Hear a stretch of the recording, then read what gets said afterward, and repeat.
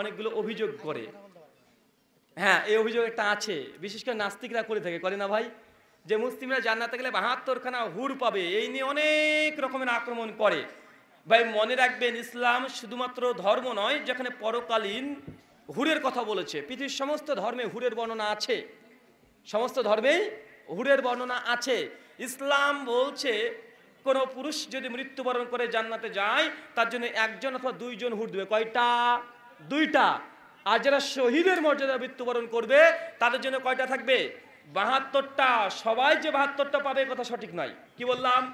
যারা শহীদ হবে তারাই ৭২টা পাবে, আর শাহিক মানুষ কয়টা পাবে? একটা অথবা দুইটা।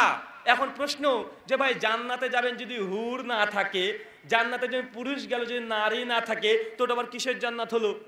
কথা বলেন ভাই। দুনিয়াতে মাত্র 20টা বছর সময় পাচ্ছেন, 40টা বছর সময় পাচ্ছেন, এই জন্য যদি একটা স্ত্রীর দরকার হয়, স্ত্রী না থাকলে যেন কেমন কেমন কেমন কেমন লাগে। তো অজস্র বছর, কোটি কোটি বছর জান্নাতে থাকবেন ভাই, ওখানে কি যদি ৭০টা হুর দেয়, ওটা কম হয়ে গেল না? কথা বলেন। পৃথিবীতে মাত্র 40টা বছর স্ত্রীর সঙ্গে আপনি সময় কাটাচ্ছেন, তাই একটা স্ত্রী ভালো লাগে না, আরো কয়েকটা লাগে। তো ভাই জান্নাতে তো কোটি কোটি বছর থাকবেন, ওখানে 4 লক্ষ 5 লক্ষ হুর দেওয়া দরকার ছিল। কথা বলেন, তাই না? তো যাই হোক, হুর যেমন পুরুষদেরকে দেওয়া হবে, ইসলাম বলছে ঠিক হিন্দু ধর্মগ্রন্থের কথা আছে। কোন ধর্মগ্রন্থ? হিন্দুদের ধর্মগ্রন্থ অথর্ববেদ, কার নাম্বার 4, শুক নাম্বার 34, মন্ত্র নাম্বার 2, 3, 4 একটা শ্লোক আছে। ওখানে বলা হচ্ছে স্বর্গলোকে বহু স্ত্রী নামেশাম, তথা স্বর্গে তোমরা যখন যাবে বহু স্ত্রী, বহু মানে কি? অসংখ্য তোমরা স্ত্রী পাবে। মানে হিন্দু ধর্ম অনুযায়ীও স্বর্গে গেলে কি পাওয়া যাবে? কথা বলেন। অনেকগুলো স্ত্রী পাবে। ইসলাম বলছে সাধারণ মানুষ মৃত্যুবরণ করলে জান্নাতে 2টো হুর পাবে, আর যদি শহীদ হয় ৭২টা পাবে। আর হিন্দুদের বলছে অসংখ্য হুর পাবে। মহাভারত অনুশাসন পর্ব, এই শান্তি পর্ব 12 অধ্যায় 98 নম্বর শ্লোক পরিষ্কারভাবে মহাভারত বলছে যারা যুদ্ধে মৃত্যুবরণ করবে এদের জন্য স্বর্গে হাজারো অপ্সরা। কি অপ্সরা? আমরা বলি হুর, হিন্দুরা বলে আপ্সরা। তাই দ্রুত গতিতে ধরে আনবে তাদের স্বর্গে নিয়ে যাওয়ার জন্য। ঋগ্বেদ মন্ডল নম্বর 10, শুক নম্বর 67, মন্ত্র 10, 11, 12 পরিষ্কারভাবে লেখা আছে যারা গো তথা গরুকে ভালোভাবে পরিচর্যা করবে তারা স্বর্গে অজস্র নারী পাবে। ভাই তাদের ধর্মগ্রন্থে আছে, আর আমাদেরকে অভিযোগ করে দেখেন, মানে তারা মূলত তাদের ধর্মগ্রন্থ পড়েনি। যদি পড়তো বা মুসলিমদের উপরে আপত্তি করতো? জি করতো না। এমনকি খ্রিস্টানদের ধর্মগ্রন্থ বাইবেলেও আছে। গসপেল অফ ম্যাথিউ 19 অধ্যায় 29 নম্বর ভার্স পরিষ্কার যীশু খ্রিস্ট বলছে তোমরা যারা আমাকে অনুসরণ করতে গিয়ে তোমাদের বাবাকে হারিয়েছো, মাকে হারিয়েছো, স্ত্রীকে হারিয়েছো, তোমরা স্বর্গে গেলে তোমরা 100 গুণ পাবে। মানে খ্রিস্টানরা যদি স্বর্গে যায় তারা কতগুলো স্ত্রী পাবে? কথা বলেন। 100টা। হিন্দুরা পাবে 1000, আর আমরা পাবো 2টা। আবার আমাদেরকে অভিযোগ করে। এই জন্য আমি বলেছি তুমি মহারাজ সাধু হলে আজ, আমি আজ চোর বটে। তুমি 100টা পাচ্ছ, 1000 পাচ্ছ, আর আমাদের 2টো দেখে তোমার এত রাগ। আজীব ব্যাপার। মূলত তারা তার ধর্মগ্রন্থ না পড়ার কারণে তারা এই মিথ্যা অভিযোগগুলো করে থাকে। জি জি ভাই। আচ্ছা, বিশেষ একটা বিজ্ঞপ্তি আছে। আমার লেখা 6খানা বই আছে। আমার লেখা 6খানা বই আছে, স্টেজের ডান দিকে পাওয়া যাবে। এখন না, আলোচনার শেষে, প্রশ্নোত্তরের শেষে পর্যাপ্ত পরিমাণে বই আছে, আপনারা নিয়ে যাবেন। 6খানা বই। 1, তাকলিদ বিভ্রান্ত নিরসন, মাযহাব মানতে হবে কি হবে না এই নিয়ে একটা ফিতনা আছে না নাই? কথা বলেন। এটার জবাবে বইটা রচনা করা আছে। আরেকটা বই আছে আহলে হাদিস হানাফি মাযহাব ইখতিলাফ নিরসন, মূলত এটা নামাজ শিক্ষা বই। তাকবীর থেকে সালাম ফেরানো পর্যন্ত হানাফিদের সঙ্গে যে মতনৈক্যগুলো আছে সবগুলো তাহাকিক তাখরিজ জবাব দেওয়া আছে। আরেকটা বই আছে রাফুল ইয়াদিন কি মানসুখ, মানে রুকুতে যাওয়ার সময়, রুকু থেকে ওঠার সময় যে আমরা আমলটা করি, হাতটা তুলি, এটা কি বাতিল হয়ে গেছে, মানসিক হয়ে গেছে? এটার জবাবে বইটা রচনা করা হয়েছে। আরেকটা বই আছে মৃত ব্যক্তির জন্য জীবিতদের করণীয় এবং বর্জনীয়, মানে বাপ মা মারা যদি যায় ছেলে সন্তান কি কি আমল করতে পারেন এই মর্মে একটা বই রচনা করা আছে। আরেকটা বই আছে নেক আমল এবং ফজিলত, কোন আমল করলে কোন ফজিলত পাবেন এই নিয়ে একটা বই। আরেকটা আছে প্রকৃত আহলে সুন্নাহ কে। বইটা এমনি 500 550 টাকা করে খোলা মার্কেটে লাগে। প্রকাশনী সরাসরি এসেছে 350 টাকা দিয়ে তারা একদম দিয়ে দিচ্ছে। আপনি যারা নিতে চান আলোচনার শেষে ডান দিক থেকে কানেকশন করবেন। জি জি ভাই, আপনারা এভাবে হাঁটাহাঁটি করছেন কেন? কি সমস্যা? এটা কি হলো?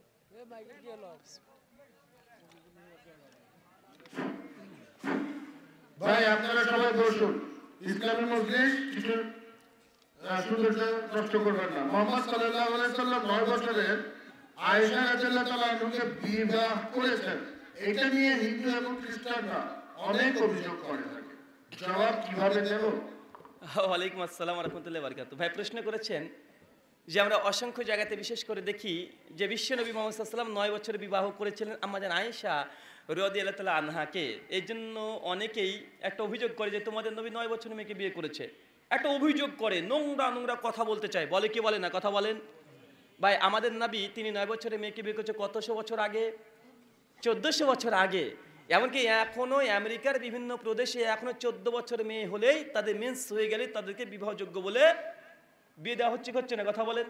9 বছরের মেয়েকে বিবাহ করলে এই সুশীল সমাজের খুব বেঁধে যায়, কিন্তু 6 বছরের মেয়েকে যখন তারা ধর্ষণ করছে কোনো প্রতিবাদ নেই, বা আছে না নাই, কথা বলেন, আছে। 9 বছরের মেয়েকে পিতামাতার সম্মতিতে বিয়ে করে মর্যাদা দিচ্ছে, এটা নিয়ে তাদের অভিযোগ, আপত্তি। কিন্তু 10 বছরের 11 বছরের মেয়েরা ভালোবাসছে, প্রেম করছে, এটা নাকি নারীদের অধিকার। আজীব ব্যাপার ভাই। বলুন তো আপনাদের বাংলাদেশের শেখ মুজিবুর রহমান যখন তিনি বিয়ে করেছিলেন তার স্ত্রীর বয়স কত ছিল? জি জি আমি যেটা জানি 9 বছর। তার অসমাপ্ত জীবনীতে লেখা আছে, তার মানে তিনিও আনম্যাচিওর ছিলেন। ছিলেন কি ছিলেন না, কথা বলেন?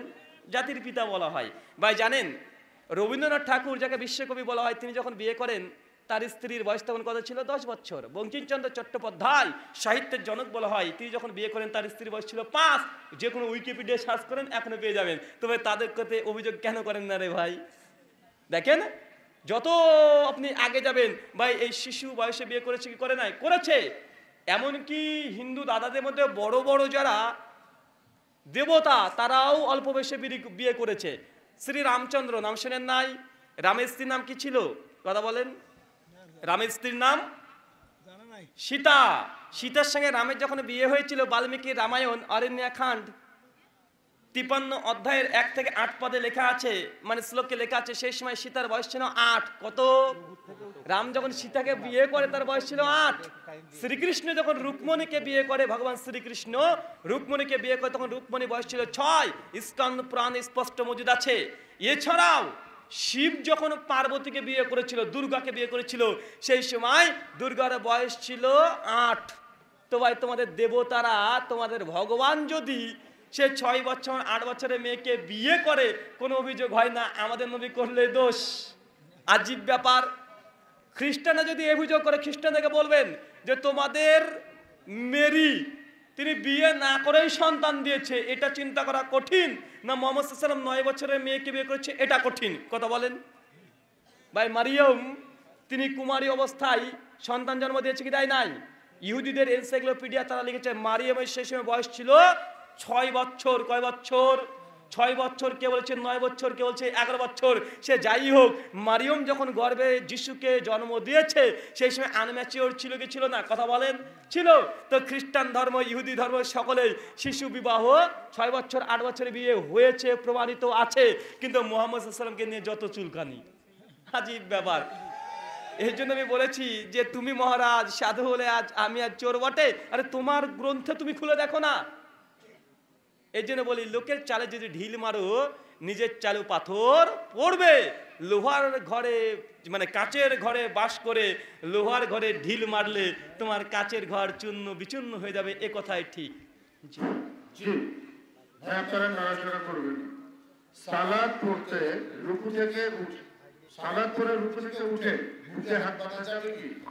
রুকু থেকে উঠে বুকে হাত বাঁধতে পারবেন কি পারবে না? মুসনাদে আহমদে একটা হাদিস বর্ণনা আছে যে বিশ্বনবী তিনি রুকু থেকে উঠে আবার তিনি পুনরায় হাত বাঁধতেন। তবে এই হাদিসে একজন রাবী আছে, সিমাক থেকে হাদিসটা বর্ণনা আছে, এই হাদিসটা সহি নয়, এটা দুর্বল, যায়েফ। শেখ শোয়েব আরনাউত রাহিমাহুল্লাহ হাদিসের তাহকিক করতে গিয়ে তিনি হাদিসটাকে যায়েফ বলেছে। হাসান জাইন তিনিও হাদিসটাকে মুসনাদ আহমদের তাহকিক করতে গিয়ে যায়েফ বলেছে। এই জন্য এটা জামহুরদের মত, রুকু থেকে উঠে হাত আবার নিজের পূর্ণ অবস্থায় ছেড়ে দিতে হবে। কোথায়? মানে ঝুলে দিতে হবে। শুধুমাত্র ইমাম আহমদ বিন হাম্বাল তিনি বলেছিলেন বুকে পরে বাঁধতে হবে, বাকি 3 মাযহাবের ইমাম সকলে বলে ছেড়ে দিতে হবে। এবং আহলুল হাদিস যারা মুতাকাদ্দিমিন আছে তাদের প্রত্যেকের রায় ঘোষণা যে ছেড়ে দেওয়া এটাই সুন্নাহ। তবে কেউ যদি বাঁধে এটা বিদআত বলা উচিত নয়। জাযাকুমুল্লাহ খায়রান। কোরআনে অমুসলিমদের নিকৃষ্ট বলা হয়েছে, এই নিয়ে কিছু ইসলাম বিদ্বেষীরা অভিযোগ করে, এর জবাব চাই। কোরআনে অমুসলিমদেরকে নিকৃষ্ট বলা হয়েছে, বিশেষ করে নাস্তিক অবিশ্বাসীরা বলে, এর জবাব কি? ভাই, কোরআনে মানুষকে আল্লাহ প্রথমে বলেছে লাকাদ কারামনা ইয়া বানি আদম, নিশ্চয় আমি বানি আদম, আদমের সন্তানকে মর্যাদা দিয়েছি। ভাই, কাকে মর্যাদা দিয়েছে? বানি আদমকে। সূরা বানি ইসরাইল আয়াত নম্বর ৭০। কিন্তু মানুষের কর্মের ভিত্তিতে আল্লাহ কাউকে বলেছে শ্রেষ্ঠ, কাউকে বলেছে নিকৃষ্ট। কিসের ভিত্তিতে? কথা বলেন। কর্ম। যারা উত্তম কর্ম করেছে তাদেরকে আল্লাহ প্রশংসা করেছে, যারা সত্য জানা পরে গ্রহণ করেনি তাদেরকে নিকৃষ্ট বলেছে। এটা কি অন্যায়? কথা বলেন যে না। ধরুন আপনাকে বলছেন আমি মুসলিম, আপনি বলছেন দাদা 2 আর 2 যোগ সমান 4 হয়। আচ্ছা না, আমি মানি না, 5 হয়। 2 2 4 হয়, আচ্ছা না, আমি মানি না, 5 হয়। তো ভাই আপনি আমাকে নিকৃষ্ট বলবেন না? মূর্খ বলবেন না? বলবেন। ঠিক আল্লাহ সূরা বাইনার 5 নম্বর আয়াতে নাস্তিকরা অমুসলিমরা তারা বলে যে কোরআনে অমুসলিমদেরকে নিকৃষ্ট বলা হয়েছে। আল্লাহ কিসের ভিত্তিতে? আল্লাহ বলেছে যাদের সত্য আসার পরে গ্রহণ করে নাই এরাই সৃষ্টির মধ্যে নিকৃষ্ট। কারা? যে সত্য প্রত্যাখ্যান করে। তবে এরা নিকৃষ্ট কি নিকৃষ্ট নয়? কথা বলেন। এরা তো নিকৃষ্ট স্পষ্ট। ঠিক একইভাবে যদি কোনো খ্রিস্টান অভিযোগ করে, খ্রিস্টানকে জবাব দিতে পারবেন, কারণ বাইবেলের মধ্যে যীশু খ্রিস্ট তিনি। বাইবেলের গসপেল অফ ম্যাথিউ 15 অধ্যায় 24 নম্বর ভার্সে যীশু খ্রিস্ট যারা ইসরায়েলি, যারা ইহুদি খ্রিস্টান নয়, তাদেরকে বলেছে তোমরা কুকুর এবং শূকর। কি বলেছে? জিজাস ক্রাইস্ট, তাই বাইবেলের মধ্যে লেখা আছে ইসরায়েলকে বলেছে কুকুর এবং শুয়োর। যীশু খ্রিস্ট বারবার ইসরায়েলকে বলেছে সাপের বংশধর, শিয়ালের বংশধর। ভাই এইভাবে কথা বলেছে। তো নাস্তিকদেরকে বলবো তোমরা কেন খ্রিস্টানদের বিরুদ্ধে কথা বলো না? ইসলামকে কেন টার্গেট? কথা বলেন। আল্লাহ কর্মের ভিত্তিতে কাউকে নিকৃষ্ট কাউকে উত্তম বলেছে, এটা লজিক আছে। কিন্তু বাইবেল যে বলছে যারা ইসরায়েলি, যারা ইহুদি নয়, তারা শূকর, তারা কুকুর, বাইবেলে গালি দিয়েছে। হিন্দু ধর্মগ্রন্থ শ্রীমদ্ ভাগবত গীতা অধ্যায় 7 শ্লোক নম্বর 14-15 ওখানেও আছে পরিষ্কারভাবে তারাও যারা ভগবান শ্রীকৃষ্ণকে গ্রহণ করে নাই তাদেরকে মূর্খ, নির্বোধ, বোকা, অসভ্য, জ্ঞান পাপী এইসব কথা বলেছে। তো ভাই সমস্ত ধর্মে আছে, ইসলামকে কেন টার্গেট? হিন্দু ধর্মকে টার্গেট করো না, খ্রিস্টানদেরকে টার্গেট করো না, ইহুদিকে টার্গেট করো না। কারণ এরা আসলে নাস্তিক কেউ না, ইসলাম বিদ্বেষী। এই ইসলাম বিদ্বেষী হওয়ার কারণেই তারা বিদেশ, জার্মান, ইংল্যান্ড, আমেরিকার ভিসা পাচ্ছে। ওখানে গিয়ে তারা বসে বসে ভিডিওতে এসে তারা ফুটুর ফুটুর করছে। কথা বুঝতে পারছেন? কিন্তু খ্রিস্টানদের বিরুদ্ধে বলবে না কেন? তাহলে খ্রিস্টানদের দেশ থেকে তাড়িয়ে দিবে।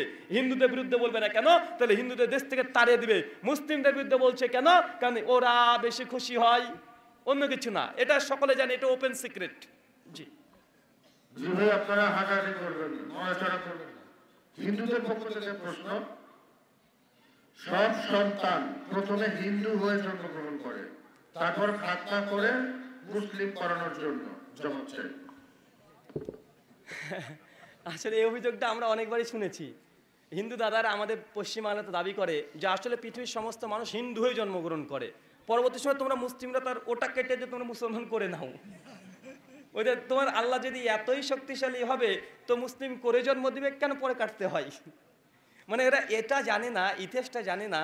ওরা মনে করে যে আসলে আমরা খাতনাটা দিই, সার্কামসিশনটা করি, লিঙ্গচ্ছেদন করি, এটা কি মনে করে ওরা মুসলমান হওয়ার মানদণ্ড, বা এটা কি মুসলিম হওয়ার মানদণ্ড?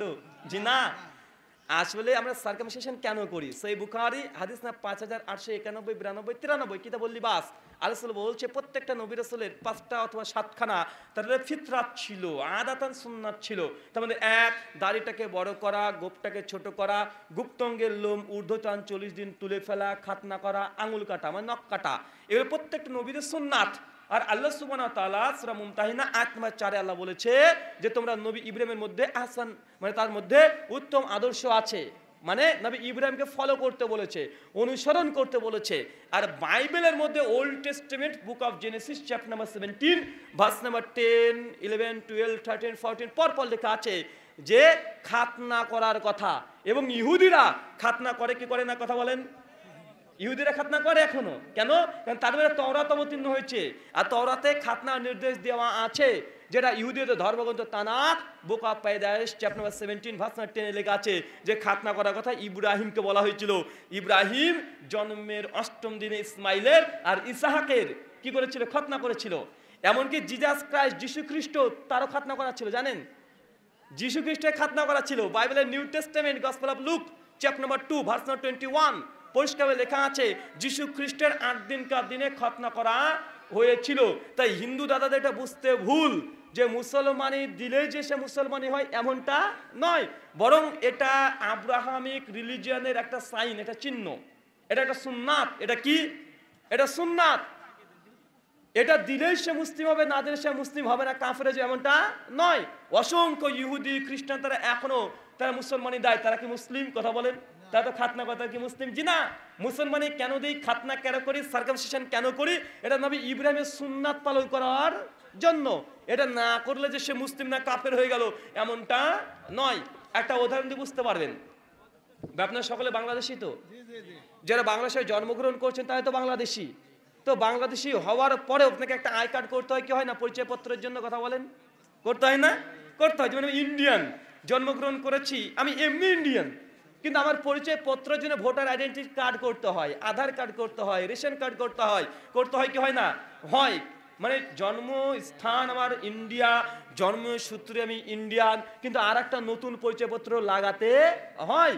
ঠিক আমরা প্রত্যেকটা মানুষ যখন জন্মগ্রহণ করি, বিশ্বনবী এবং কোরআন সূরা রুম আয়াত 33 আল্লাহ বলেছে তারা ফিতরাতের উপর জন্মগ্রহণ করে। মানে প্রত্যেকটা আদম সন্তান তা মুসলিম হয়ে জন্মগ্রহণ করে। আমরা প্রত্যেকে মুসলিম হয়ে জন্মগ্রহণ করি। খাতনা দেওয়ার কারণে মুসলিম হয় এমনটা না। ওটা ইহুদিদের রীতিতে আছে, খ্রিস্টানদের রীতিতে আছে।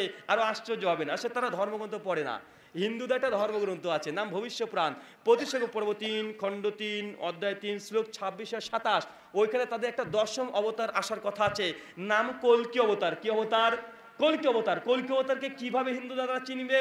মন্ত্র লেখা আছে, লিঙ্গচ্ছেদা শিকাহি নামাস শ্রীধারিণী শুধু শাখা উচ্চলাপি সর্বভোক্ষী ভবিষ্যতি জানা মামা লিঙ্গচ্ছেদা। ওই ব্যক্তি লিঙ্গ ছেদন করা থাকবে। মানে হিন্দু দাদাদের 10ম অবতার কল্কি যে আসবে তার অপেক্ষায় আছে, তারও লিঙ্গটা ছেদন করা থাকবে। শিকাহীনামা, তার জল টিকি থাকবে না। উচ্চলাপি, উচ্চস্বরে আহ্বান করবে। তাই ভাই এটা হিন্দু দাদাদের বোঝার ভুল। আমরা মুসলমানি মানে খাতনা দিলে মুসলিম হয় এমনটা নয়। প্রত্যেকটা আদম সন্তান জন্মগ্রহণ করে মুসলিম অবস্থায়।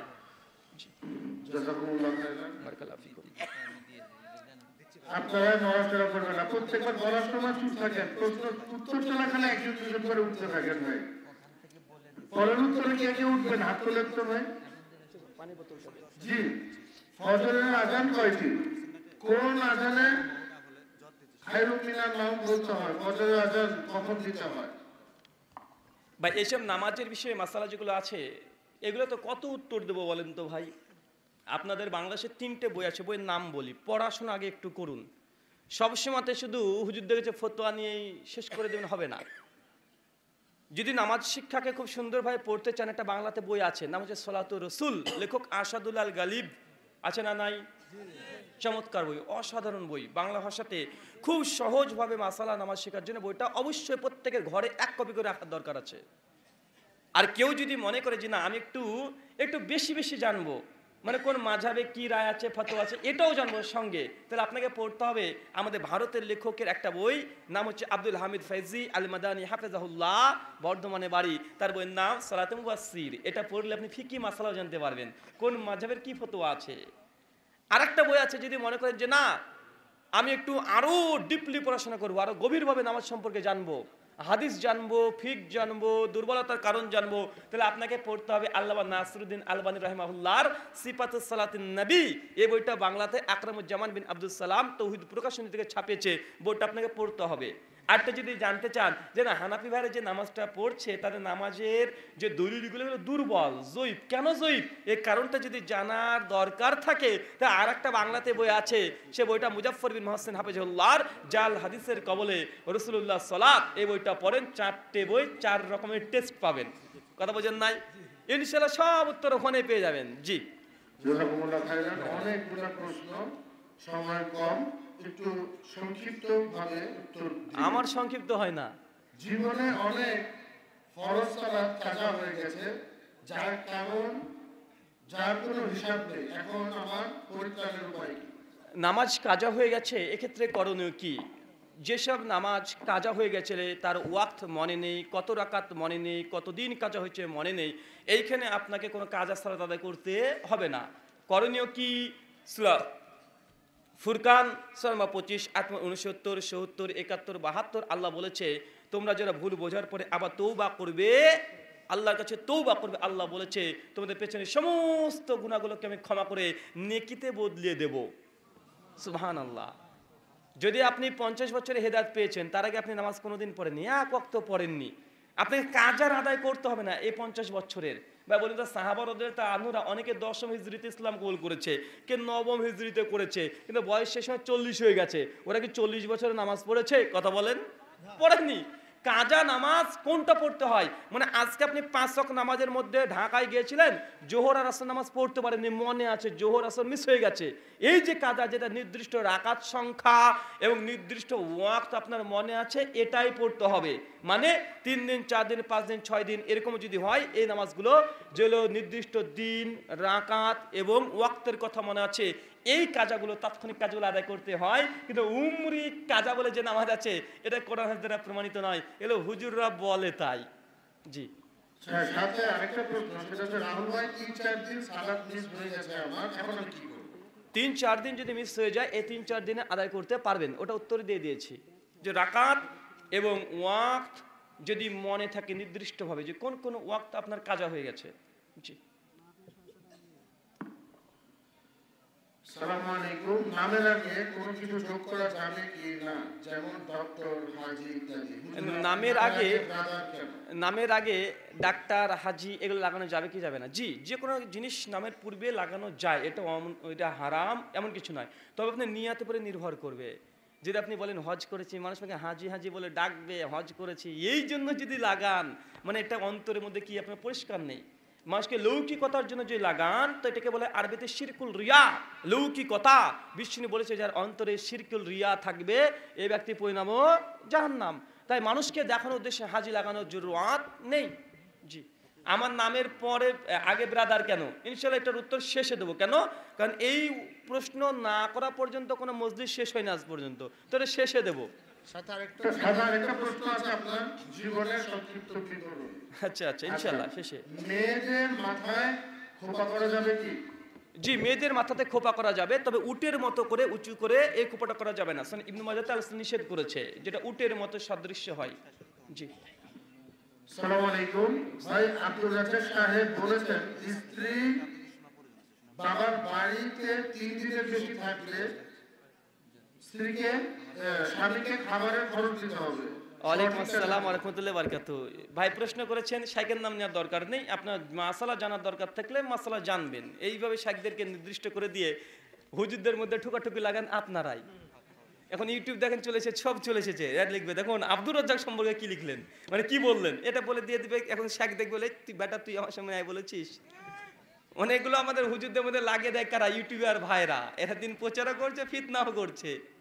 তো ভাই এগুলো নাম শেখদের বলবেন না। প্রথম কথা হচ্ছে 3 দিনের বেশি যদি আপনার নিজের স্ত্রী তার বাবার বাড়িতে থাকে, তাকে খরচ দিতে হবে? জি, খরচ দেওয়ার প্রয়োজন নেই। কেন? ওটা তার মেয়ে। ওটা কে?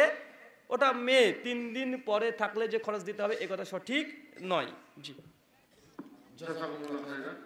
আমার মা নেই, বাবা দ্বিতীয় বিবাহ করেছেন, তো আমার নামের পরে নিজের মায়ের নাম লিখবো না মায়ের নাম দ্বিতীয় মায়ের? আপনার অরিজিনাল মায়ের নাম লিখবেন। কেন? মাতৃ পরিচয় এটা ভিন্ন দিতে পারবেন না, আলোচনা নিষেধ করেছেন যে অরিজিনাল পিতামাতার নামটাকে আপনাকে ব্যবহার করতে হবে। সেই বুখারীতে দেখবেন ইমাম জাহাবের কিতাবুল কাবায়ের আছে, মানে কাবিরা গুনাহ সমূহ, তার মধ্যে এটা মারাত্মক কাবিরা গুনাহ, যে বাপ নয় তাকে বাপের মর্যাদা দেওয়া বা বাপের পরিচয় দেওয়া। জি, মায়ের কথা বলছি। একই বিষয়।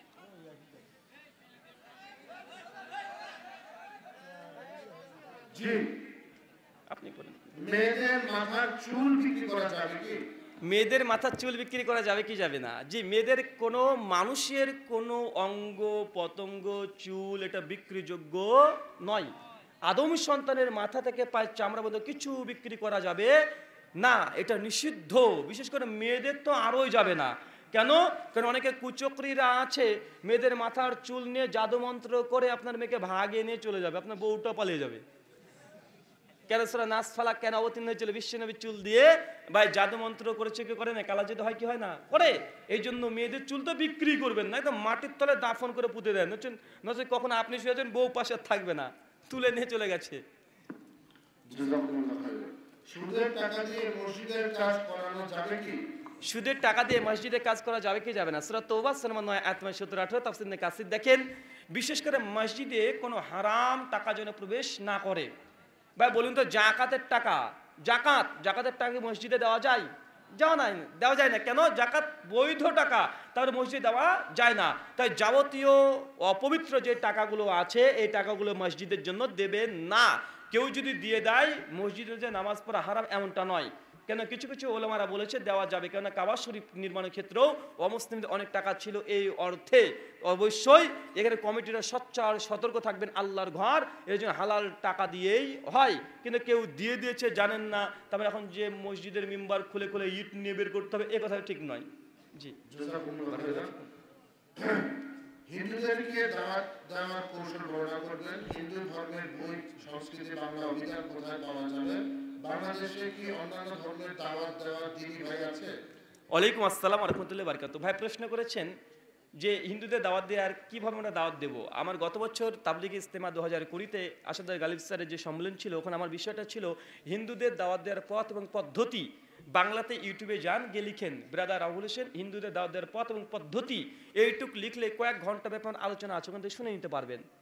এবং আমার আরেকটা বক্তৃতা আছে, যেটা আমার এক হিন্দু ঠাকুরের সঙ্গে আমার একটা বিতর্ক, ডিবেট হয়েছিল 2015 সালে 13 ডিসেম্বর। বিষয় ছিল the concept of God and Hinduism and ইসলাম।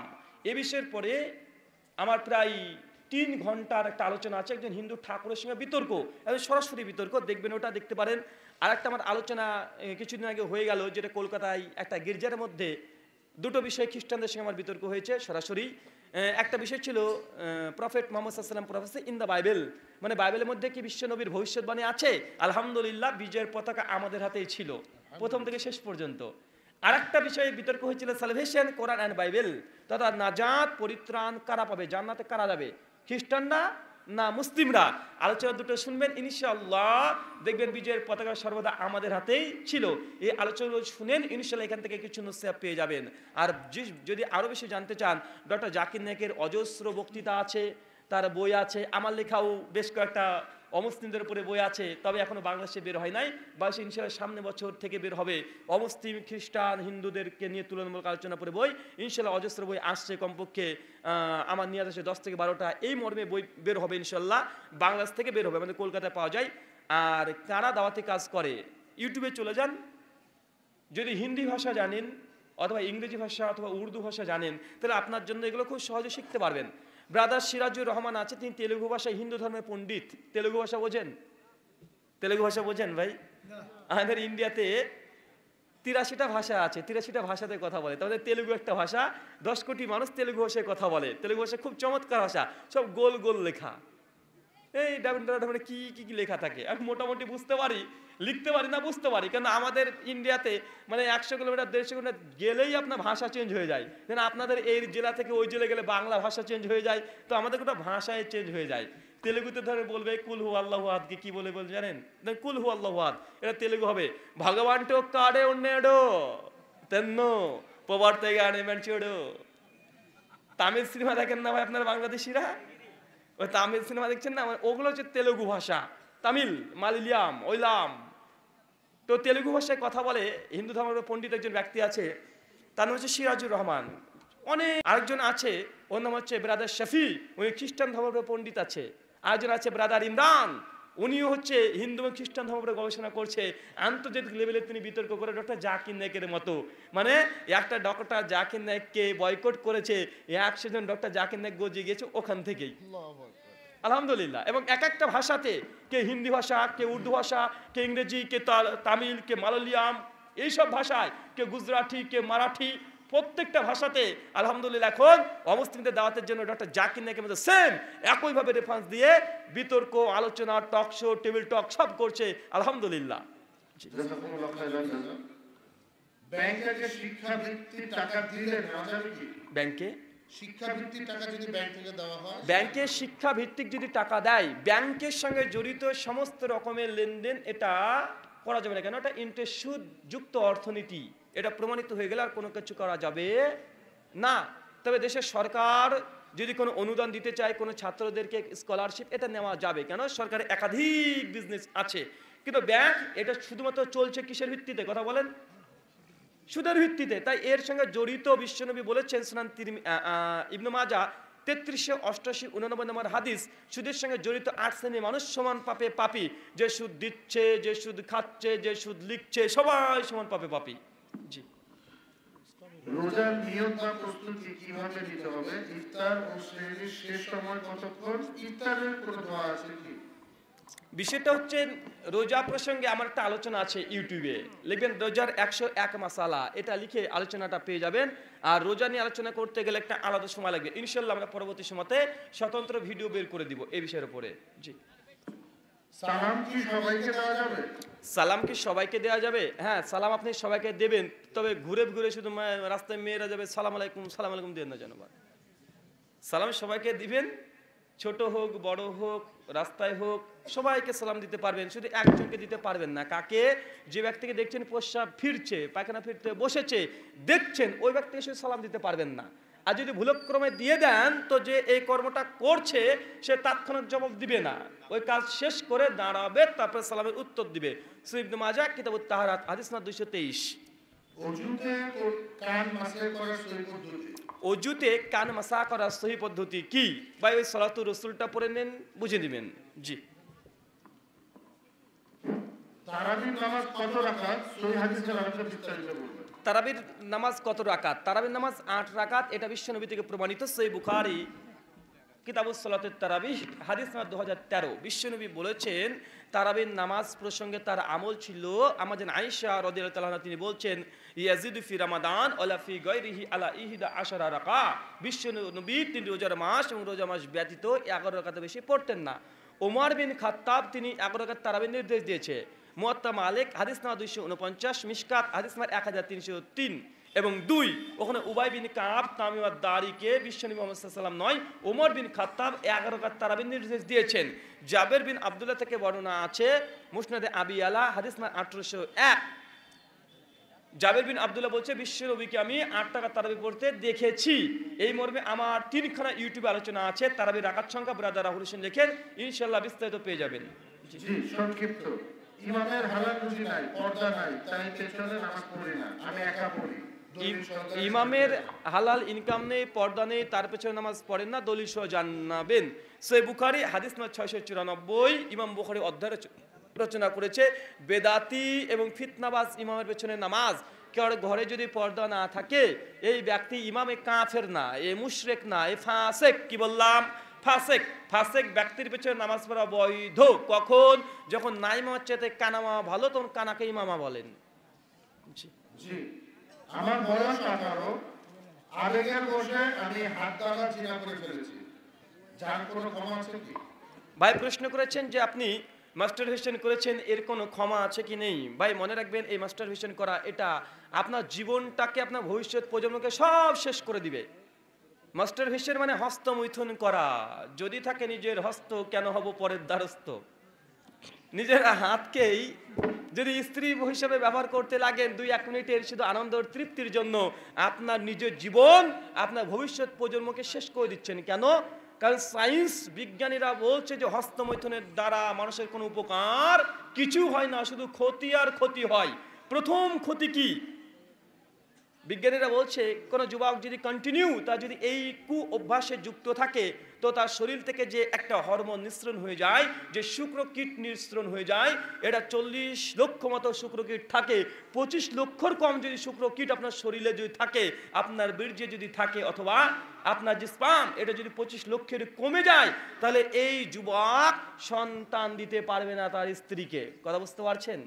যদি আপনি মাস্টারবেশন অতিরিক্ত করেন, আপনার শুক্রকীট শরীর থেকে চলে যাবে, আপনি ভবিষ্যতে আপনার স্ত্রীর সন্তান না হওয়ার চান্সটাই বেশি। আর যদি হয়, শরীরের শুক্রকীট কম থাকার কারণে আপনার ভবিষ্যতে যে সন্তানটা আসবে, এই সন্তানটা তার মেন্টাল কোনো প্রবলেম হতে পারে। পা একটু বাঁকা হয়ে গেছে, চোখ একটু বাঁকা হয়েছে, মানে অসুস্থ হবে সন্তান। স্বাভাবিক সন্তান হবে না। কেন? আপনার শুক্রকীটের অংশ কম আছে। কথা বুঝতে পারছেন? আর এমনি তাৎক্ষণিক ক্ষতি অনেকগুলো আছে। এটা তো ভবিষ্যৎ প্রজন্মকে অন্ধ করে দিলেন, শেষ করে দিলেন, নিজের সন্তানকে স্মৃতিশক্তি দুর্বল করে দিলেন। এই সন্তান কখনো বড় হয়ে ভালো কিছু হতে পারে না। কেন? সে জন্মাচ্ছে দুর্বল হয়ে। আর যখন আপনি এই কুঅভ্যাসের সঙ্গে যুক্ত থাকবেন, বিজ্ঞানে বলছে অনেকগুলো তার ক্ষতি আছে। প্রথম, তার মেজাজটা হবে খিটখিটে। কি হবে? তার মেজাজ খিটখিটে, একটু কথা বললে রাগ হয়ে যাবে, একটু কথা বললে রাগ হয়ে যাবে। এটা কেন? কারণ আপনার শরীর থেকে এই শুক্র কীটে হরমোন, এই বীর্য, এই স্পার্ম যত বেরিয়ে যাবে শরীরের মধ্যে, আপনার মেজাজ হয়ে যাবে খিটখিটে। এক, চোখের নিচে কালো দাগ পড়ে যাবে, স্কিনের কোনো গ্লেজটা থাকবে না, আপনার মানে গ্যাস বেশি বেশি হবে, এই কর্মগুলো বেশি বেশি হবে, এবং বাতে বাতে মানে ব্যথা, এনার্জি জিরো, কিছু ভালো লাগবে না, এই জিনিসগুলো হবে। আর আপনার যদি শরীরটা দুর্বল থাকে, এনার্জি যদি না থাকে, স্কিনে যদি গ্লেজ না থাকে, বাবু আপনি হীনমন্যতে ভুগবেন কি ভুগবেন না? যদি এই কাজ করেন বউটা ভালো পাবেন না, চেহারা গিলেজি থাকবে না, ওই কি লাগে দেখতে, তাই বলবে। এনার্জি নেই, সবসময় বলো কি একটা এরকম। তোমার এই কাজ দিয়ে ইহকাল পরকাল কোনো কালেই এটা বৈধ নয়। বিশ্বনবী এর ট্রিটমেন্ট দিয়েছে কিভাবে এই হস্তমৈথুন থেকে দূরে থাকবেন। বিশ্বনবী বলেছেন, সহিহ বুখারী, যুবকদেরকে উদ্দেশ্য করে যদি সামর্থ্য থাকে বিয়ে করো, বিয়ে করতে হবে। বাপ যদি বলে না ছেলে এখনো বড় হয় নাই, একদিন করবেন কি, বাপের জুতো যেটা আছে জুতো পরে বলে, আব্বু দেখো তোমার জুতোটা আমার পায়ে হয়, বুঝলেন নাই? বাপের জুতো যখন ছেলের পায়ে হয়ে যাবে তখন বুঝতে পারবেন ছেলে বড় হয়ে গেছে। ওর বাপ বিয়ে করেছে 18 বছরে, ছেলের 28 হয়ে গেছে, বাপ বলছেন না আমার ছেলে এখনো ছোট আছে। কত বড় বদ দেখেছেন বাপটা? ও 18 বছরে বিয়ে করেছে, ওর মাকে নিয়ে চলে এসেছে, ছেলের বয়স হয়েছে 28, বলছে না ছেলে এখনো ছোট হয়ে আছে। তো কি করবেন বলতে, বাপের জুতো পরে ঘুরে বেড়াবেন, বাপের জামা পরে ঘুরে বেড়াবেন। এই তোমার জামা পরেছিস কেন? দেখো আব্বা তোমার জামাটা আমার গায়েও হয়, জুতোও হয়, তাহলে বুঝতে পারবে। আল্লাহ রাসূল বলেছে যদি সামর্থ্য না থাকলে বিয়ে, আর সামর্থ্য না থাকলে রোজা করতে হবে। কি করতে হবে? রোজা করতে হবে। যদি আপনি পর্নোগ্রাফিতে আসক্ত থাকেন, পর্নোগ্রাফির ওপরে যত ইউটিউবে ডাটা আছে সব ডিলিট করে দেন, মোবাইলের মেমোরিতে যত ডাটা আছে সব ডিলিট করে দেন, অ্যাপস যদি থাকে সেটাকে আনইনস্টল করে দেন। এটা আপনার প্রথম কাজ। যদি আপনার ল্যাপটপে এইসব জিনিস থাকে, মোবাইল থেকে সব ডিলিট করে দেন। মোবাইল, ল্যাপটপ এটা লোকাল গোপন জায়গাতে রাখবেন না, প্রকাশ্যে রাখেন, ডাইনিং টেবিলে রাখেন, যেন আপনার এই পর্নোগ্রাফি দেখার আসক্ত না জাগে। যদি দেখে আপনার সবার সামনে যে ল্যাপটপ কম্পিউটার থাকে, বাবা মা সবাই আছে, দেখতে ইচ্ছে করবে না। যেই সময়তে আপনার শরীরে এই উত্তেজনা আসছে, হস্তমৈথুন করার জন্য নেশা, এই ভাবটা আসছে, বাড়ি থেকে দুর্বল গতিতে বেরিয়ে চলে যান, সময় অন্য জায়গা থেকে কাটান। সবচেয়ে বড় কথা যুবকদেরকে বলি, যদি এই কু অভ্যাস থেকে বিরত থাকতে চাও তাহলে জিম করতে হবে। কি করতে হবে? জিম, শরীর চর্চা। কারণ শরীর চর্চা যখন করবে শরীর ক্লান্ত হয়ে যাবে, এই কাজগুলো আর ভালো লাগবে না। তারপরেও নিজের সেন্স, নিজের সাইকোলজি এই কাজটা করবে যে আপনি যে কষ্ট করে শরীর তৈরি করছেন, এই কর্মটা করলে শরীরে মাসাল এগুলো তৈরি হবে না, শরীরের উপরে দরদ আসবে। এই সময় এমনি এই কাজ থেকে দূরে থাকবেন। অজস্র বিষয় আছে। আল্লাহ তোমাদের যুবক ভাইদেরকে এই কর্ম থেকে তুমি হেফাজত করো, পরে আমিন। প্রশ্ন ছিল এখন করে ফেলেছে, তার পরিত্রাণের উপায় কি? তওবা করবেন, অন্যায় হয়েছে, আল্লাহ হচ্ছে তওবা করবেন। আল্লাহ বলেছেন আপনার পেছনে গুনাহ আল্লাহ ক্ষমা করে দেবেন। সূরা ফুরকান আয়াত নম্বর 69, 70, 71। আসসালামু আলাইকুম রাহুল ভাই, টাকা দিয়ে চাকরি নেওয়া যাবে কি? টাকা দিয়ে চাকরি নেওয়া যাবে কি যাবে না? চাকরি দুই সিস্টেমে উপমহাদেশে হয়। এক, 100তে 100 পেয়েছেন, চলে গেছেন, আপনার যে এমপি আছে, এমপি সাহেব 20টা নাকি ভ্যাকান্সি আছে, তো হ্যাঁ আছে, এখানে রেজাল্ট দেখেন আমি 100তে 100 পেয়েছি, 700তে 700 পেয়েছি, চাকরি দেন। দূর, তো রেজাল্টের কী হবে? 7 লাখ টাকা নিয়ে চাকরিটা নিয়ে যাবি। যদি এই কথা বলে 7 লাখ টাকা দিয়ে চাকরি নিয়ে চলে আসলে এটা সুদের অন্তর্ভুক্ত নয়। কেন? এর মেরিট দেখছে না, টাকা দেখছে।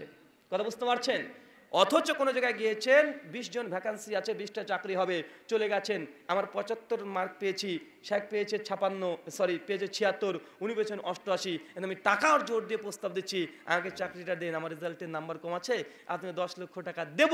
এই যে আমার যদি মার্কশিট দেখে যদি চাকরি হয়, আর চাকরি আমি হকদার নয়, কিন্তু আমি টাকা দিয়ে আমি আরেকজনের চাকরিটাকে নিজে নিয়ে নিলাম, এটা হচ্ছে কি? এটা ঘুষ। অন্য জিনিসকে, হককে টাকার মাধ্যমে নিজের করে নেয়, এটা হচ্ছে ঘুষ। কিন্তু ওখানে বলছে কি তোর রেজাল্টের দরকার নাই, যে টাকা দেবে তারই চাকরি হবে। এটা কি? এটা বিজনেস করছো, ওই ব্যক্তি পাপী হবে, আপনি কিছু হবেন না। এই দুটো সিস্টেমের মধ্যে প্রথমটা বৈধ, দ্বিতীয়টা জায়েজ হবে না। জি, জাযাকুমুল্লাহ খাইরান। তারাবির নামাজ জামাতে পড়বো না বাসায় পড়বো? তারাবির নামাজ বাড়িতে পড়বেন না জামাতে পড়বেন? তারাবির নামাজ বাড়িতেও পড়া যায়, সে বুখারী হাদিস 731, জামাতে ওমর বিন খাত্তাব জামানা থেকে ধারাবাহিক পর্যায়ে চালু হয়েছে।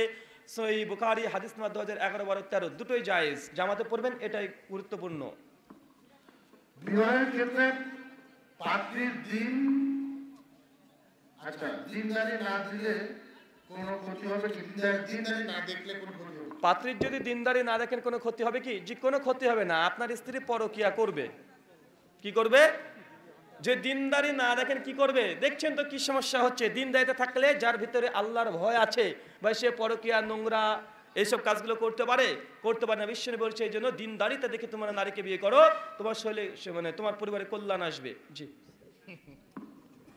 রাহুল ভাই, আপনি যাকে বিয়ে করেছেন তার সাথে আপনার প্রেম ছিল কি? হাজি না রে ভাই, কোনোদিন দেখি নাই। হঠাৎ আমার বোন বলেছে যে দেখতে যেতে হবে, আমি তো দেখিও নাই। আমি যে তোদের যদি পছন্দ থাকে ইনশাল্লাহ আমার কোনো আপত্তি নাই, বুঝতে পারলেন, আমি কোনোদিন দেখিও নাই। তারপরে বললো যে না, শেষের দিন বিয়ে 3-4 দিন আগে বলছে একবার দেখা উচিত, তো টুক করে গিয়ে দেখেছি। তারপরে 2-1 দিন পরে লকডাউনে বিয়ে, লকডাউনে, বুঝতে পারলেন, মাত্র 7 জন গিয়েছি, বিয়ে করে নিয়ে চলে এসেছি, কেউ জানেও না। হঠাৎ দেখছি ফেসবুকে ছবি ঘুরে বেড়াচ্ছে। আমি বলছি কি ব্যাপার, আমার বিয়ে আমি জানলাম না, সবাই জেনে নিল। তো যাই হোক, নেন। আব্দুল রাজ্জাক, আচ্ছা, যে কোনো শায়েখ বলেছেন যে সুর করে ওয়াজ করা হারাম। প্রথম কথা, সুর করে ওয়াজ করা কি হারাম নয়, এ বিষয়ে আল্লাহর নবী মুহাম্মদ সাল্লাল্লাহু আলাইহি ওয়াসাল্লাম সহিহ বুখারী, মুসলিমে একাধিক জায়গাতে এমন কিছু কথা বলেছেন যেগুলো সুর করে দোয়া করাকে হারাম ঘোষণা করেছে। ছন্দ দিয়ে দোয়া করা, মানে দোয়া করার সাথে ছন্দ মিলাচ্ছে কবিতার ঢঙে, বিশ্বনবী নিষেধ করেছে। কাউকে হাসানোর উদ্দেশ্যে মিথ্যা কথা বলতে নিষিদ্ধ ঘোষণা করেছে। এবং এ থেকে প্রমাণিত হয় যে বিশ্বনবী কখনো, ভাই আপনার মনে হয় যে আল্লাহর নবী তুই সুর করে কোনো ওয়াজ করেছে? আল্লাহর নবী বলেছেন, মাগো ভাই, এরকম করে আল্লাহর নবী কখনো বলেছে আপনার মনে হয়? মায়ের পায়ের নিচে জান্নাত, এরকম করে আপনার মনে হয়? বিষয়টা হচ্ছে সুর করে ওয়াজ করা এগুলো উচিত নয়, কেননা এখানে প্রভাব খুব বেশি মানুষের অন্তরে কাজ করে না। তাই আমাদের উচিত যে সুরকে পরিহার করে সুন্দরভাবে কোরআন সুন্নাহকে বয়ান করা। তবে কেউ করলে হারাম করেছে, কাবিরা গুনাহ করেছে এমন নয়। যদি এই সুরের মধ্যে হারাম কোনো কথা থাকে তবে হারাম হবে। সুরের মধ্যে দিয়ে যদি কোরআন হাদিসই বলে এটা হারাম হবে না, তবে এটা অপছন্দনীয় হতে পারে।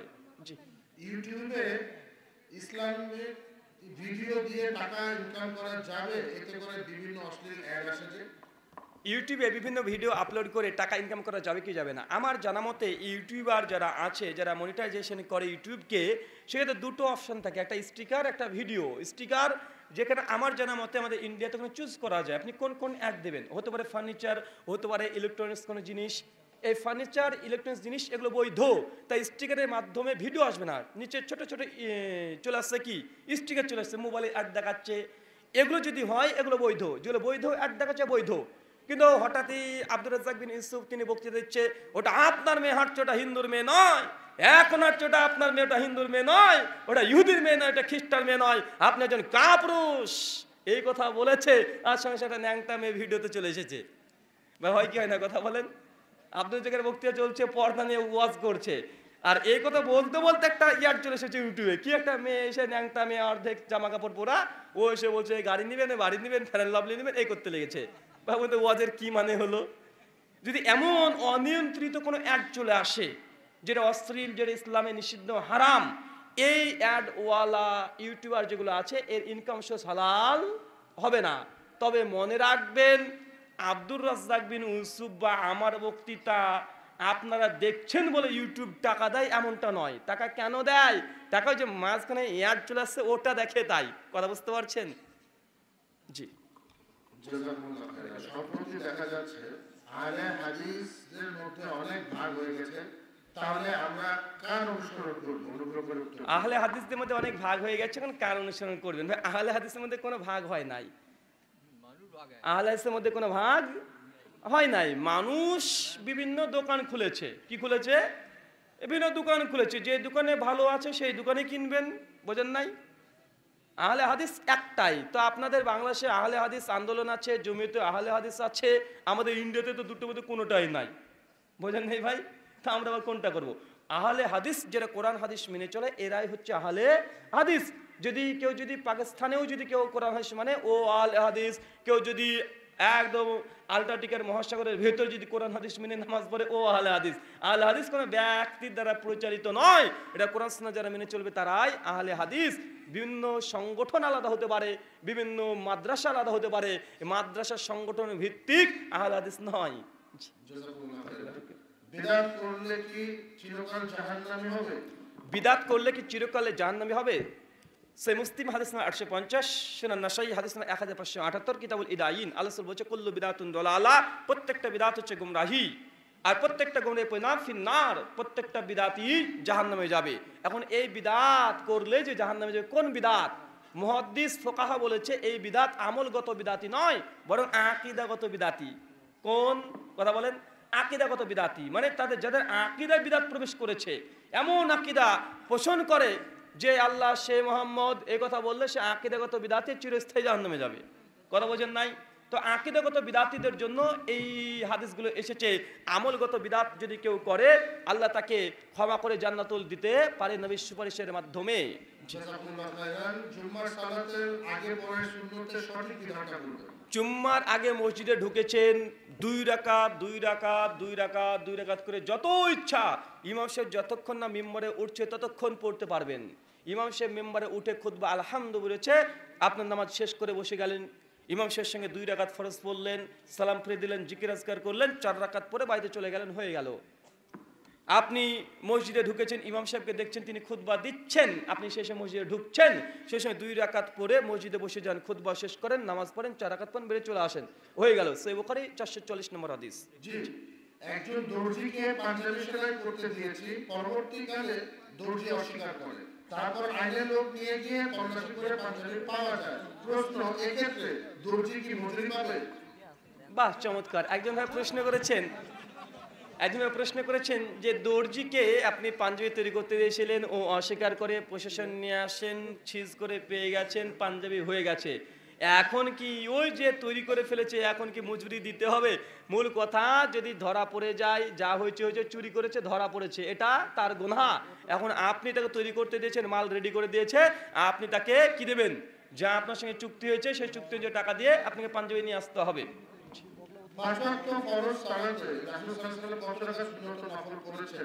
সে মুসলিম 612 নম্বর হাদিস, 12 রাকাত পড়েছে। কয় রাকাত? 12 রাকাত। আবু দাউদ 10 রাকাত পড়েছে।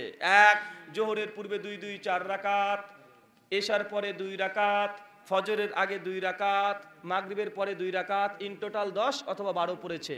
বিশ্বনবী যারা এই 12 রাকাত সালাতকে হেফাজত করবে জান্নাতের 8টা গেটের মধ্যে যে কোনো একটা দেশে প্রবেশ করবে।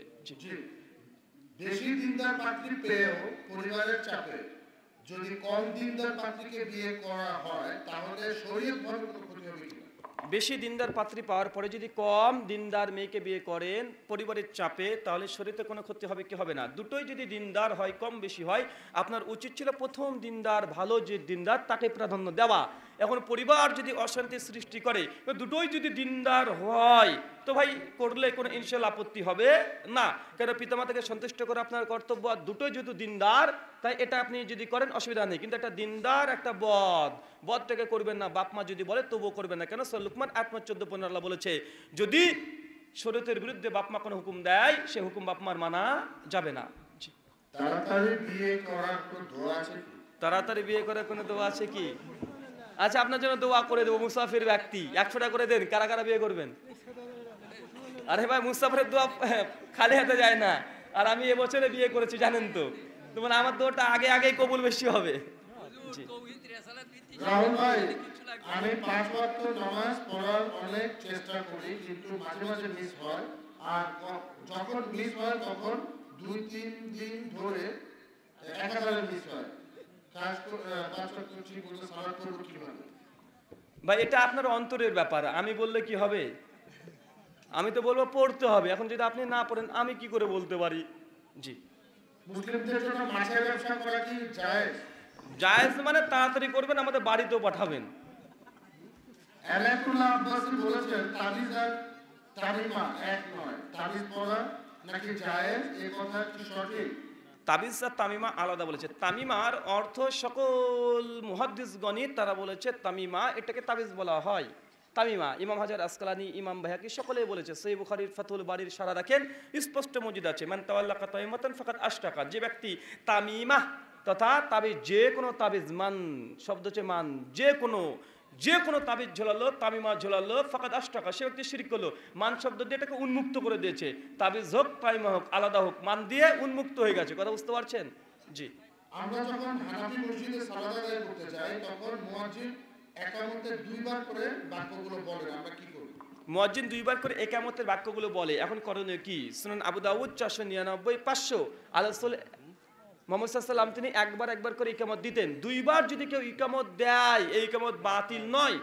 দুইবার ইকামত দেওয়ার হাদিস একটা হাসান আছে, সে সুনান আবু দাউদ হাদিস না 501 এবং 2। আল্লামা নাসিরউদ্দিন আলবানী হাফেজ জুবাইর যাই এটাকে সহিহ বলেছে। তাই কেউ যদি দুইবার করে ইকামতের বাক্য বলে, এটা বিদআত বলা ঠিক হবে না। কেন? হাসান পর্যায়ে হাদিস আছে। তাই একটা বলে এটা আল্লাহর রাসূলের আমল, দুইটা এটা সাহাবীদের আমল। জি।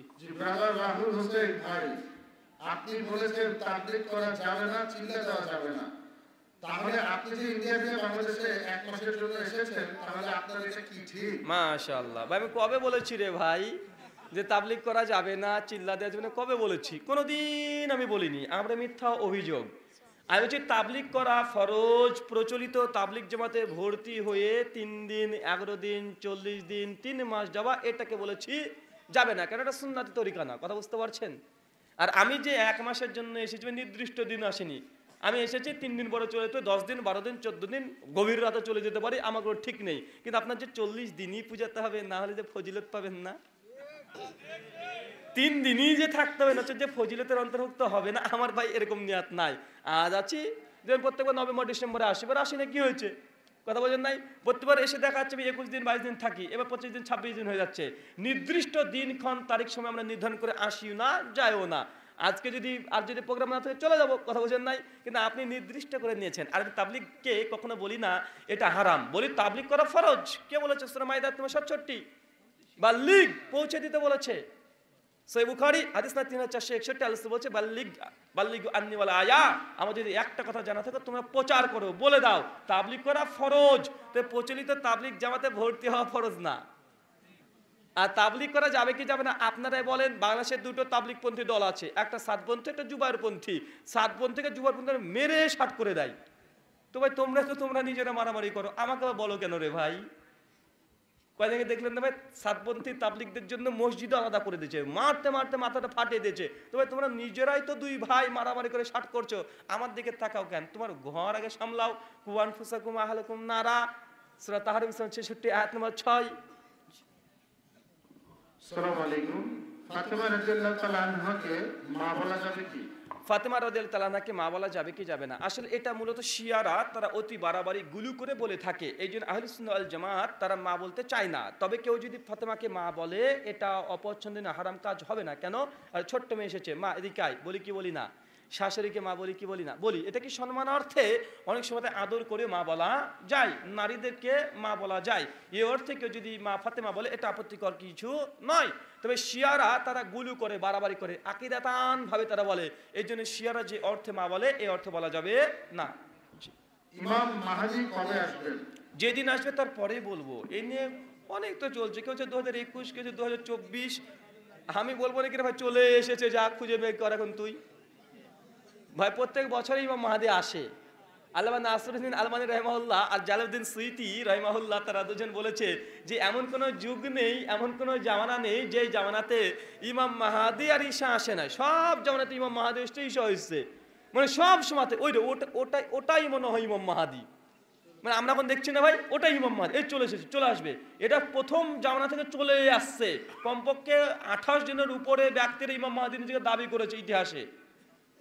এই কদিন আগে আপনাদের কুমিল্লার মানে কোন বদ মানুষ এত বড় বড় দাঁড়িয়ে বাঙালি, ও নাকি ইমাম মাহদী দাবি করেছে, ওকে সৌদি পুলিশ গ্রেফতারও করেছে। কদিন একটা পাগলা আপনাদের ঢাকার আশেপাশে থেকে, ও বলছে আমি ঈসা নবী। ভাই বলছিল না, পরে বলছিল পাগলা। তো ভাই এখন যারা দাবি করছে এবার ধরে দেখবেন ও পাগলা। ইমাম মাহদী আসার জন্য অনেক এখনো আলামত বাকি আছে। বিশেষ করে আল্লামা ইকবাল কিলানির একটা বই আছে, কিয়ামতের আলামত সমূহ। বইটার শেষ 10টা ভবিষ্যৎবাণীগুলো পড়েন, ওখান থেকে স্পষ্ট জেনে যাবেন। জি, এশার সালাতের পর ইমাম সাহেব প্রতিদিন একটা করে হাদিস পাঠ করেন। এটা এখন নিয়মের পরিণত হয়ে গেছে, এটা কি বেদাত হবে? যদি মনে করে প্রতিদিন আমরা পাঠ করছি, এর জন্য যদি কেউ 1 বছর যদি এইভাবে পাঠ করে, তাহলে 3টে হজের সমান নেকি হবে। এরকম যদি নিয়াত যদি করে নেয়, যদি সওয়াবের অন্তর্ভুক্ত করে নেয়, তাহলে বেদাত হবে। কিন্তু দার্স হিসেবে যদি পাঠ করে কোনো আপত্তি নাই। কারণ শোনান, দারমিতে হাদিস আছে, বিশ্বনবী মুহাম্মদ সাল্লাল্লাহু আলাইহি ওয়াসাল্লাম সাহাবীরা তারা বিশেষ করে ইলম চর্চা করতে এশার পরে। তো এশার পরে কথা বলা যাবে না, তো ইলম চর্চা করতে হলে করতে পারবে। তবে যদি নির্দিষ্ট খাস করে দেয় যে প্রতিদিন 1 টাকা যদি হাদিস পড়ি, আর তুই যদি 1 মাস এটাকে কন্টিনিউ চালিয়ে যেতে পারিস, তাহলে 3খানা উমরার সমান নেকি হবে। এবং নির্দিষ্ট ফজিলত যদি লাগিয়ে দেয় জোড়া তালা দিয়ে, এটাকে হিসেবে বিদাত। কেন? এটা তখন কি কিসের পরিবর্তন হলো? নিয়াতের কম বেশি হলো, সরি সওয়াবের কম বেশি হলো। জি। যাকাত কি চাল দিয়ে দেওয়া যাবে? জাকাত কি চাল দিয়ে দেওয়া যাবে? আমাদের তো একটু কড়া আছে ব্যাপারে, যদিও এ বিষয়ে আপনাদের বাংলাদেশের কি রায় আছে জানা নাই। তো আমরা মনে করি জাকাত মিসকিন যারা হকদার তাদেরকে টাকায় দিতে হবে, যা ইচ্ছা তাই কিনে নেবে, এটাই সঠিক। মাল দিলে জাকাত হবে কি হবে না সালাফদের মধ্যে ইখতিলাফ আছে, তবে আমি মনে করি টাকাই দিবেন তাদেরকে, যা ইচ্ছা তাই কিনে নেবে, এটা জাকাত। আর ফিতরা তাদেরকে মাল দিতে হবে, চাল ডাল দিতে হবে। আর হুজুর যখন উল্টো করে, ফিতরার সময় টাকা দেয়, ফিতরার সময় টাকা দেয়, আর জাকাতের সময় মাল দেয়। অথচ উল্টো ছিল কি? সেই বুখারী 503 নম্বর হাদিস, যে খাদ্যদ্রব্য দিয়ে খাদ্যদ্রব্য দিয়ে ফিতরা ফরজ করেছে। তো ফিতরার সময় হুজুর বলে মাল কেন দেবো, চাল কেন দেবো, টাকা দিই। আর জাকাতের সময় বলে যে ভাই টাকা দে, না এখন টাকা দেবো না, এখন মাল দেবো। আজীব দুনিয়া। সবার জন্য 6 মাস আগে টাকার বাজেট করে অ্যাডভান্স দেওয়া যাবে কি? 6 মাস 6 বছর 6 মাস আগে সবার জন্য 6 মাস আগে সবার জন্য টাকার বাজেট দেওয়া যাবে কি? এই বিষয়ে আমার একটা 17 মিনিটের আলোচনা আছে। ইউটিউবে যাবেন, লিখবেন ধর্মের সঙ্গে অর্থের আদান প্রদান করা যাবে কি যাবে না। 17 মিনিট আলোচনা উত্তর দিতে পারবো না, উত্তরটা আবার শুনে নেবেন ইউটিউব থেকে। বিবাহের জন্য যে কসমেটিক কেনা হয় তার মোহর রানার মধ্যে করা যাবে? বিয়ের জন্য যে আপনি কসমেটিক দিচ্ছেন, এটাকে মোহরানার মধ্যে? যে এটা মোহরানা, আপনি যেটা নগদ পরিশোধ করছেন, আপনার বউকে কি দিয়ে সাজাবেন এটা আপনার ব্যাপার। আপনি এত হিসাবি, আজীব ব্যাপার। বউয়ের সঙ্গে যদি প্রথম রাতে কিপটামো করেন, ওই বউ আপনাকে সারা জীবন বলবে কিপটা। প্রথম দিনে যত পারেন ভালো ব্যবহার করেন, কেন? প্রথম দিনকার ছোঁয়াটা ভয়ঙ্কর ছোঁয়া। প্রথম দিন যদি বুঝে নেয় যে কিপটা, আপনার ভাগ্যে কষ্ট। তবে আমি কি তার লাশ যদি আপনার স্ত্রী মারা যায় আপনার আগে, আপনি কি তাহলে আপনার স্ত্রীকে গোসল দিতে পারবেন? জি পারবেন। আমাদের সমাজে কথা আছে যেটা পারবে না। কেন? যদি স্ত্রী মারা যায় তালাক হয়ে যায়। হুজুর এটা মিথ্যা কথা বলেছে। হযরত আলী বিন আবি তালেব তার স্ত্রীর গোসল তিনি দিয়েছেন। এরকম একাধিক সাহাবী আছে যে তাদের নিজেদের স্ত্রীর গোসল দিয়েছে, তাই স্বামী তার স্ত্রী গোসল দিতে পারে। রাসূল সাল্লাল্লাহু আলাইহি ওয়াসাল্লাম জিবরাইলকে জিজ্ঞাসা করলেন, আমি মারা যাওয়ার পর তুমি এই পৃথিবীতে কতবার আসবে? জিবরাইল বলল 3 বার আসবো। একবার এসে কোরআন তুলে নিল, ভাই আর পড়তে হবে না ভাই, আর পড়তে ভাই, এ আমার জানা নাই ভাই, হুজুর কোথায় পেয়েছে। বীর্যপাত ঘটার পর ওই বীজ যদি লুঙ্গিতে না ভরে তাহলে কি লুঙ্গি ধুতে হবে? যদি আপনার স্পাম বের হয় আর যদি আপনার কোনো পোশাকে যদি না লাগে, নিশ্চিত দেখছেন যে লাগে নাই, তাহলে কি আপনার এই পোশাকটাকে ধৌত করতে হবে? না।